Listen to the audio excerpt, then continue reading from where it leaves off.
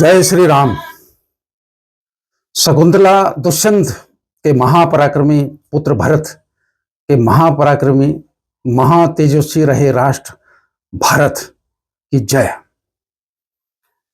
ये जो आपने ट्यूनिंग सुनी, ये जो गीत है, ये बता दूं मैं आपको, पाकीजा फिल्म से की ट्यूनिंग है, पाकीजा फिल्म से लिया गया है। लेकिन ये जो जीवन का क्या भरोसा, सांसों का क्या भरोसा, रुक जाए चलते चलते, ये अटूट सत्य है, ध्रुव सत्य है और हम सब पर लागू होता है। शून्य आयु से लेकर 100 वर्ष की आयु के व्यक्ति प्राणी पर यह लागू होता है। तो इसलिए समय बहुत कीमती होता है। हम देश की बर्बादी के जो तूफान हमको घेर रहे हैं, उन तूफानों से अगर हम जूझ ना पाए तो कम से कम अवेयरनेस, थोड़ा सा जागृति लाने में अल्प भूमिका अदा कर सके, तो हम लोग अपने को देवी शकुंतला, महान दुष्यंत के महापराक्रमी पुत्र भरत के भारतवर्ष की माटी के प्रति थोड़ा सा कर्तव्य शायद निभा पाएं, इसी उधेड़ बुन में मैं लगा हूं। और मैं आपको अब एक जो कहानी सुनाने जा रहा हूं, कविता के रूप में, कविता नहीं कह सकते इसको, कविता के रूप में, तो ये आप देखिए और मैं इसके जो भी घातक परिणाम है, जो रिपरकशंस हैं उसके, वो भी आपको साथ साथ बताता रहूंगा। वक्फ बोर्ड पर ये लिखा है मैंने। पूज्य नेहरू जी ने अपने दादा गयासुद्दीन गाजी की आत्मा को करने के लिए प्रसन्न मुगल काल की वापसी का करते हुए चिंतन, समानांतर संविधान का किया ऐसा सूत्रपात, पैरेलल गवर्नमेंट, देश के अंदर एक दूसरे देश का बो दिया बीज, country with in a country, constitution with in a constitution, government with in A government, और ये सब चीजें संविधान पर कुठाराघात करने वाली बातें हैं। लेकिन किसी ने इनको जोरदार तरीके से, प्रभावी तरीके से आज तक नहीं उठाया है। सब टुकड़ों में उठाया जा रहा है, आधे अधूरे अंदाज में उठाया जा रहा है। इस समानांतर देश के अंदर एक दूसरे देश का बो दिया बीज। एक्सीडेंटल हिंदू ने ऐसे मिटाई अपनी खाज। आप जानते हैं एक्सीडेंटल हिंदू, पूज्य चचा जान नेहरू कहते थे कि मैं एक्सीडेंटल हिंदू हूं। भाई, एक्सीडेंट का मतलब होता है दुर्घटना। एक्सीडेंट का अर्थ जो है, शाब्दिक अर्थ घटना नहीं होता है। यानी कि वो हिंदू होने में उनको शर्म आती थी, लज्जा आती थी। ठीक है, वो एक्सीडेंटल हिंदू स्वयं कहते थे अपने आप को, हम नहीं कह रहे हैं। तो एक्सीडेंटल हिंदू ने ऐसा कर दिया। इसी समानांतर सरकार को कहते हैं वक्फ बोर्ड। जिलाधिकारी और पुलिस कप्तान हैं इसके मातहत, यानी कि जिलाधिकारी और पुलिस कप्तान को निर्देशित करने का अधिकार है वक्फ बोर्ड को। मुल्ले मौलवियों की इनकी अपनी ही अदालत है। इसमें इन्होंने अदालत भी है जिसको ट्राइब्यूनल कहते हैं। यानी कि ये किसी जमीन को, किसी रकबे को कहते हैं भाई ये हमारा है और फलां ने कब्जा कर लिया, आप वहां जाइए, तो पुलिस कप्तान जाएगा, कम से कम पुलिस कप्तान वहां जाएगा, उसे जाना पड़ेगा, उसको संविधान से बांध दिया गया है, उसको कानूनी बाध्यता है उसकी, वो जाएगा वहां, आपको डंडे मारेगा, भले वो आपके बाप दादा की जमीन हो। अब आप कहाँ जाएंगे? आप संबंधित न्यायालय, हाई कोर्ट, सुप्रीम कोर्ट नहीं जा सकते। आप जो है वक्फ बोर्ड के अंदर ही जो है अदालत का बंदोबस्त है, जिसे ट्राइब्यूनल कहते हैं, वहां जाएंगे और वहां मुल्ले मौलवी काजी जो है बैठे होंगे और वो आपकी बात सुनेंगे। और चूंकि कब्जा भी उन्होंने ही किया है, वकील भी वही हैं, जज भी वही हैं, तो फैसला क्या होगा आप समझ लीजिए। आप अब देखिए, आप अत्याचार किस पर हो रहा है, कौन कर रहा है, और विदेशों में क्या चल रहा है कि कौन किस पर अत्याचार कर रहा है। तो ये स्थिति चल रही है। अत्याचार, जो पीड़ित है उसे अत्याचारी कहा जा रहा है। जिलाधिकारी और पुलिस कप्तान है इसके मातहत, मुल्ले मौलवियों की इनकी अपनी ही अदालत है। यही वकील, यही जज और यही कब्जाधारी हैं। संविधान के अंदर ये कैसा विचित्र संविधान है। यह मूल संविधान की हत्या का प्राविधान है। This is the murder of the original constitution, no doubt. Hindu को 2वें दर्जे का नागरिक घोषित करने का विधान है। We are the second rate citizen of this country, the first rate citizens are the devdoots. यह मानवाधिकारों पर डकैती का इंतजाम है। अब देखिए, ह्यूमन राइट एंगल से देखिए, ह्यूमन राइट्स पर ये प्रहार है, कुठाराघात है। लेकिन कोई वकील इस एंगल से, आज तक आपने सुना किसी वकील ने इस एंगल से बात उठाई हो? अब सुना हो तो मुझे भी आप क्लिप भेज दें, मैं आपके चरण वंदना कर लूंगा, मुझे बड़ी खुशी होगी। यह मानवाधिकारों पर डकैती का इंतजाम है। यह धारा 370 और 35A का बाप है। जी हाँ, बाप है। यह एक्सीडेंटल हिंदू का सबसे बड़ा पाप है। शरिया सल्तनत का यह देवदूत है। This is the forerunner of the sharia कानून, sharia law. Forerunner means इसके बाद किसकी बारी आती है? शरिया कानून की। अब देख लीजिए, सीरिया, अफगानिस्तान, अफगानिस्तान गांधार था, ईरान आर्यान था। आर्यान माने आर्यों का देश, यानी हमारे बाप दादाओं का देश। आज कह के देखिए वहां जाके कि ये तो हमारे बाप दादाओं का देश है, जरा कह के देखिए वहां जाकर, कह पाएंगे? वो यहां होना है। लोग कहते हैं कहां खतरा है। अरे भाई, खतरे के प्रमाण चारों ओर बिखरे पड़े हैं, आप कहते हैं कहां खतरा है। बहरहाल, यह धारा 370 और 35A का बाप है। यह एक्सीडेंटल हिंदू का सबसे बड़ा पाप है, चचा जान का। शरिया सल्तनत का यह देवदूत है। यह बाबर और औरंगजेब का भूत है। गाजी के पौत्र एक्सीडेंटल हिंदू ने एक बार एक फ्रांसीसी विद्वान से कहा था, सनातन, एक बार एक फ्रांसीसी विद्वान जाते हैं चचा जान के पास, और चूंकि विद्वान थे उनसे मिलने गए, और उन्होंने कहा, साहब आपके देश में तो श्री कृष्ण और श्री राम की धूम है, यहाँ के लोग तो बहुत ज्यादा धार्मिक होते हैं, बड़े अच्छे होते हैं। उन्होंने कहा, मैं यही चीज तो समाप्त करना चाहता हूँ। उन्होंने कहा, मैं यही चीज तो समाप्त करना चाहता हूँ। अब देखिए कितने प्रेमी थे चचा जान, कितना प्रेम करते थे वो भारत से, भारत माता से। एक बार एक फ्रांसीसी विद्वान से कहा था, सनातन से कहा था, सनातन की धूम को धूल में मिलाना है। जब ये गए नेहरू जी के पास तो उन्होंने ऐसा कहा था कि सनातन की धूम को धूल में मिलाना है, अंग्रेजियत और इस्लामियत को फैलाना है, गौ की प्रतिष्ठा पर पूर्ण विराम लगाना है, गौ की प्रतिष्ठा पर पूर्ण विराम लगाना है।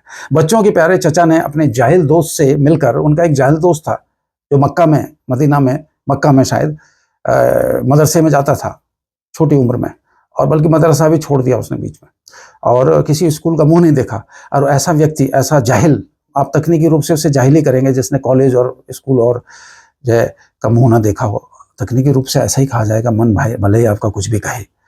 तो वो 3 बार, जहां तक मेरी जानकारी, 3 बार इस देश के एजुकेशन मिनिस्टर रहे, और वो जाहिल, वो जो है साहिबान और नेहरू जी की बड़ी अच्छी जोड़ी थी, और उन्होंने मिलकर जो है एजुकेशन का बंटाधार किया है।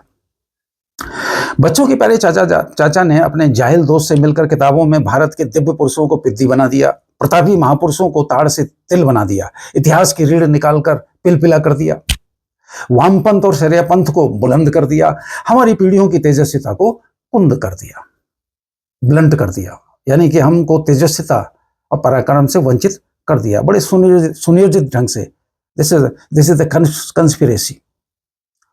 वक्फ बोर्ड के ऑक्टोपस के पंजों में पाकिस्तान और बांग्लादेश की सम्मिलित जमीन के बराबर जमीन है, फिर भी सरकारों का सोया हुआ जमीर है। क्या यह सेकुलरिज्म की मोहब्बत की दुकान है? मोहब्बत की दुकान, एक सज्जन है, मोहब्बत की दुकान जो है वो खोलते रहते हैं, उनका एक ही काम है मोहब्बत की दुकान खोलना। वो साउथ इंडिया में जाते हैं, वो कहते हैं कि नॉर्थ इंडिया के लोग जाहिल होते हैं, नासमझ होते हैं, और फिर भी ये महान आत्मा जो है वो बरेली में, रायबरेली में रिकॉर्ड मतों से जीत जाती है। यानी कि हम जो अपने आप को हिंदू कह रहे हैं ना, बहुत समझदार आदमी हैं, दरअसल हमारी गुलामी की मानसिकता जा नहीं रही है, और हम बहुत ज्यादा भुलक्कड़ हैं, बहुत जल्दी भूल जाते हैं। क्या यह सेकुलरिज्म की मोहब्बत की दुकान है? नया भारत, सॉरी, क्या भारत भूमि वक्फ बोर्ड, क्या भारत भूमि वक्फ बोर्ड के लिए पकवान है? मुझे तो ऐसे ही लग रहा है पकवान है। दूसरी ओर कमाऊ हिंदू मंदिरों पर सरकारों का कब्जा है, यानी भगवानों से सरकारें धन कमा रही, मस्जिदों और चर्चों के उत्थान पर धन लगा रही। नेहरू युग का अब तो अंत कीजिए भाई।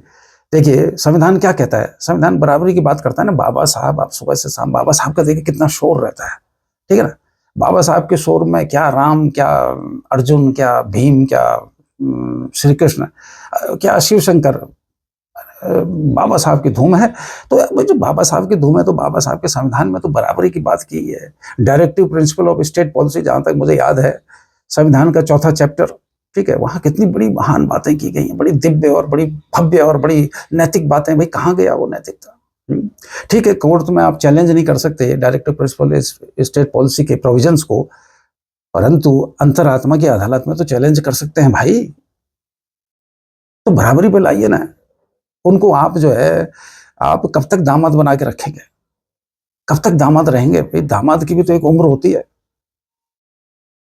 मस्जिदों और चर्चों के उत्थान में यह धन लगा रहे नेहरू युग का अब तो अंत कीजिए। बाबर भक्त इंदिरा की सल्तनत का अंत कीजिए। बेचारे हिंदू को अब तो स्वतंत्र कीजिए। इन्हें दूसरे दर्जे की नागरिकता से मुक्त कीजिए।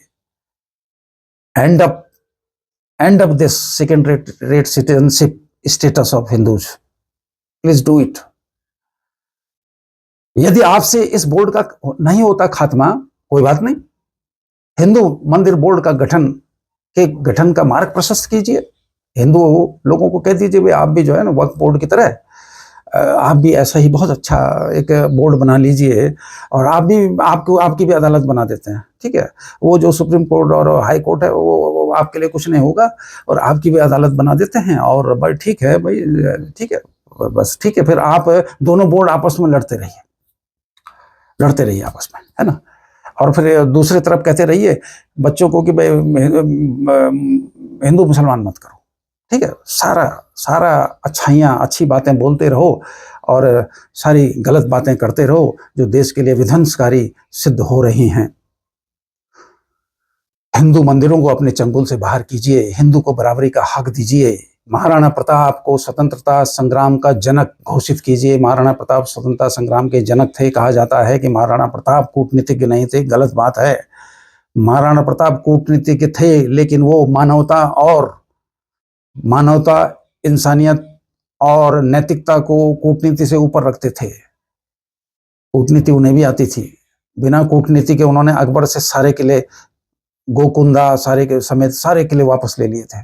केवल एक किला रह गया था बस, ठीक है, रणथंभौर का, जहां तक मुझे ध्यान है केवल एक किला रह गया था। बाकी किले वो अकबर के, ऐसा कोई सेनापति नहीं है जिसको जो है धूल न चटाई हो उन्होंने।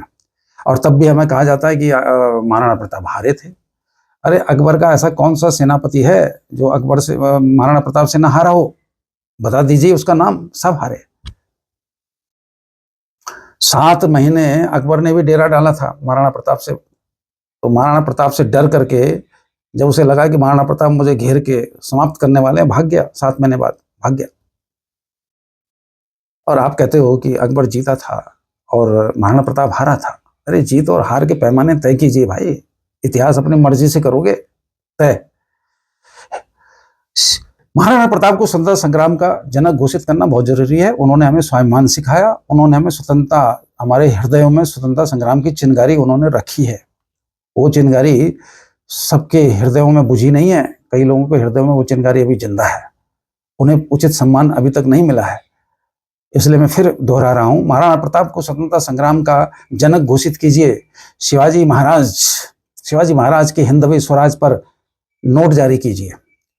हमारे घायल स्वाभिमान की मरहम पट्टी कीजिए। इन पर जो है वो लाल मिर्च नहीं छिड़किए, नमक नहीं छिड़किए। महारानी लक्ष्मीबाई पर सिक्के जारी कीजिए। महारानी लक्ष्मीबाई के वंशजों को भारत में उनको इकट्ठा करके उनको सम्मानित कीजिए। दिल्ली में कभी उनको सम्मान नहीं मिल रहा है, उनको सम्मानित कीजिए। उनके उत्तराधिकारी, उनके जो है वंशज अभी जगह जगह हैं, उनको उचित सम्मान दीजिए। तब तो लगेगा कि महारानी का सम्मान है इस राष्ट्र में। ऐसा करके सुभाष बाबू की सोच का आदर कीजिए। परतंत्रता के सूलों को चुन चुन कर दूर कीजिए। आगामी पीढ़ियों का मार्गदर्शन कीजिए। राम और कृष्ण के राष्ट्र का श्री गणेश कीजिए। धन्यवाद।